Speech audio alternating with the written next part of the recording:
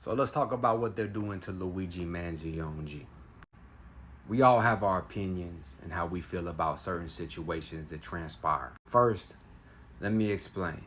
Whenever anybody comes on here and says there's no jury that will convict, there's no jury that will do this, listen, Luigi has the best lawyers in the country.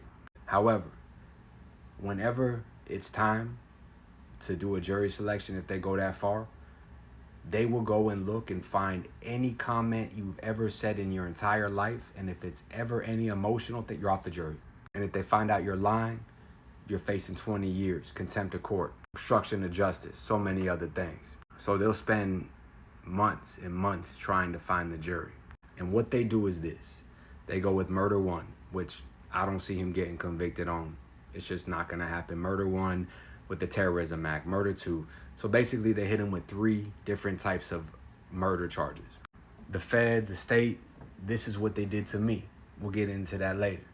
So what happens is the mayor parades him in front of everybody. Now let's be honest, the mayor of New York is now fighting a federal case for corruption. So of course, that's what he's gonna do. But you gotta ask yourself, if Luigi is guilty, that's what he wanted. He wanted the whole world to see him like that. And on the corrupt side of it, the mayor wanted the whole world to forget about what he did. But we didn't forget it. You're the dude who gave P. Diddy the key to the city, took it back, and then got federally indicted. Okay, but this ain't about him, right? So they get him for not a ghost gun. A ghost gun, that's before 3D printers were even around. It's when you have a dirty gun. Either the registration's off it, there's no way you can link it to anybody. It's a throwaway gun. That's a federal offense. A silencer, a federal offense.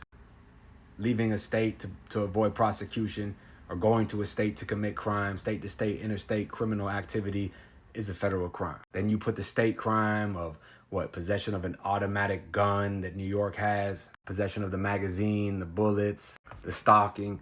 So what they do is they bam you with, and it's an abuse of power. I don't care what anybody says, whether you think you hate him or you love him, regardless, it is an abuse of power. When I was young, I grew up in the prison system. I grew up from a teenager and then through all my 20s. I was robbing drug dealers and fighting.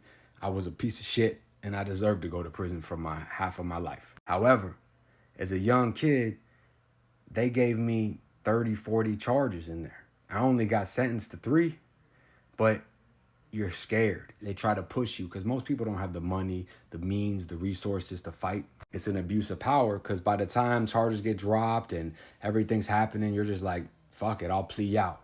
Except Luigi now has the highest paid attorneys you can have. He's got public opinion behind him, good and bad, either way. It's always in the media. I mean, shit, we spent, a whole week talking about the man's haircut. But as you guys can see, he came to court with matching cute outfits as his lawyer did also. They match, right? And that just shows you that it's not a respect thing in jail. It's a strategic thing. Now, my opinion is this. He can 100% beat the murder charge, the murder one. 2nd-degree murder is what most likely they can bam him with. Now, the world's waking up. We're tired of seeing them use their power and abuse us. Because look at it.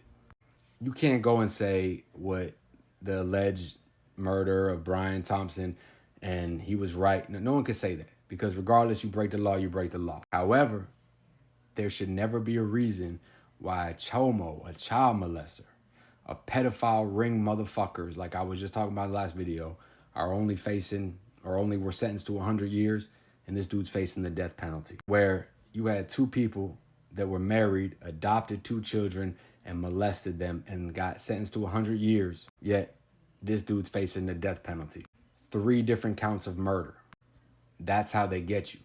They load up all the charges, and they paraded him around like he was El Chapo. Now, they didn't do that because they were trying to make a point. They did that because the mayor was embarrassed for giving P. Diddy the key to the city.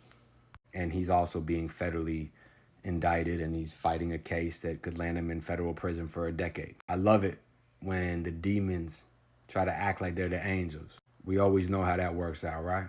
So with that being said, let me get into the second part of the video. What will his conditions be like in the Brooklyn Federal Detention Center he'll be at? The same place Diddy's at. Right here is King Blood. He's one of the highest ranking members of the Latin King organization. He was sentenced to life. He can't even get mail. He's hidden in ADX. He can't even make a phone call because he allegedly called 18 hits through kites that they couldn't even prove were his handwriting. It was the fact that he had so much influence over so many men and women that would do anything for him at any given second, that they put him behind the wall to where he can't even get mail. When he was sentenced, he said, so basically you guys are just saying I'm sentenced to not exist. But as you can see, he's got a nice haircut too. 18 bodies. John Gotti, one of the most influential gangsters of our generation and the generation before. He had the whole world watching, captivated. You know, my personal opinion is he wasn't this flashy guy. His son died and he just didn't give a fuck. But look at him, fresh in court, looking good. This is when he was facing the life sentence. However, he had too much influence. The world loved him. He beat the FBI over and over. So what did they do? They got a guy that admitted to 19 murders that he involved in, did, or orchestrated. This man here, Sammy the Bull, who was his right-hand man, he did 4 years for 19 murders to testify against John Gotti. Look how they let him look. That's how bad they want someone with influence. Yeah, Sammy was a killer, and yeah, Sammy had the money, but he didn't have power over all people. He didn't have influence over the world and the government and all the entities. You know, everybody knew who John Gotti was. Everybody loved John Gotti. He was a figure in the background at the time. Yet they let him get away with 19 bodies just to get John Gotti. I mean, look at Carmen Persico, the snake. Now, look at how he's looking inside of a jail while he's doing a life sentence for RICO. Now, their excuse was, we're more afraid that people are going to try to, try to help him escape. And that's what they're trying to say. No, they're painting an image. No more influence. You don't do this. These are no trends. That's what they're trying to do. So his conditions, yeah, the place he's going to is horrible. It's a shithole. People are fighting for life, fighting against death penalties. The living conditions are crazy. The food is horrible. However, he won't be able to contact anybody. I'm sure there's always ways to pass letters and kites, but he has attorneys that are so good, so disciplined, that they're going to tell him every way to play it, every way to do it. And he's going to be put away in a cell, isolated from all communication, where he'll just be writing people. But at the same time, people that do send him letters understand that it's always going to be read. And sometimes the letters that might go to Luigi might be the feds themselves writing him, might be whoever writing him. People commit crime every day, and I'm not ever advocating to handle anything with violence, but it's the influence you have. Now, if somebody goes and tries to do everything possible to protect their kid, the cops, every agency, and they can prove their kid has been hurt or touched or anything like that, and nothing happens, and the only thing they can do is protect their child and take the person out, whack the predator. And then they have enough evidence, they show the whole world and they admit to it and say why they did it. They will be a hero. The world will love them. They will hide that motherfucker under the jail. And people saying, oh, he's going to be rough time, he's a rich boy. You don't understand. In prison, everybody's poor. Everybody's on the bottom. The only thing that matters in prison is your mind and your heart. Are you willing to take it to the next level mentally and physically? Are you able to move and use life as a chess match and endure? He's a kid that went to Ivy League school and chose to allegedly be a stone cold killer in broad daylight for a cause that he believed in. A lot of organizations respect that and will step to him indirectly or out, and the visitations and the connections and the money that he could put on books. And on top of it, he's not afraid to defend himself. Prison is not about an MMA fight. It's about who's the most violent, who could take it to the next level. And it's not always physical, mind.